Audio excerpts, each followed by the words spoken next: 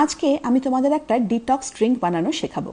একটা পাত্রে বেশ খানিকটা জল নাও, তার মধ্যে একদম ছোট করে কুচি করা কিছুটা শসা আর 1 চামচ মৌরি দাও। তারপর এর মধ্যে কয়েকটা গোলাপের পাপড়ি ভালো করে জল দিয়ে ধুয়ে নিয়ে দিয়ে দাও। 2 থেকে 3 ঘন্টা এটাকে সোক করতে দিয়ে দাও। তারপরে একটা গ্লাসের মধ্যে জলটা ছেঁকে নাও এবং প্রতিদিন সকালবেলা এই জলটা 1 গ্লাস করে তোমরা খাও। ডিটক্স ড্রিঙ্কটা কিন্তু আমি বানানো শিখেছি ডায়েটিশিয়ান শাশ্বতী পাল সাহার কাছ থেকে।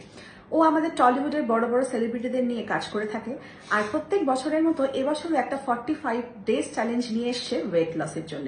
তো 45 এই ওয়েট লস চ্যালেঞ্জে তোমরা অংশগ্রহণ করো আর পুজোর আগে একদম 6 থেকে 7 কেজি ওজন কমিয়ে সুন্দর আকর্ষণীয় চেহারা পাও, আর তার সাথে পাও হচ্ছে গ্লোয়িং স্কিন।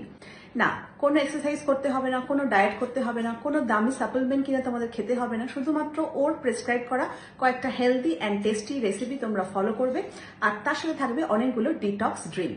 ঠিক যেরকম একটা ডিটক্স ড্রিঙ্ক তোমাদেরকে আমি দেখালাম।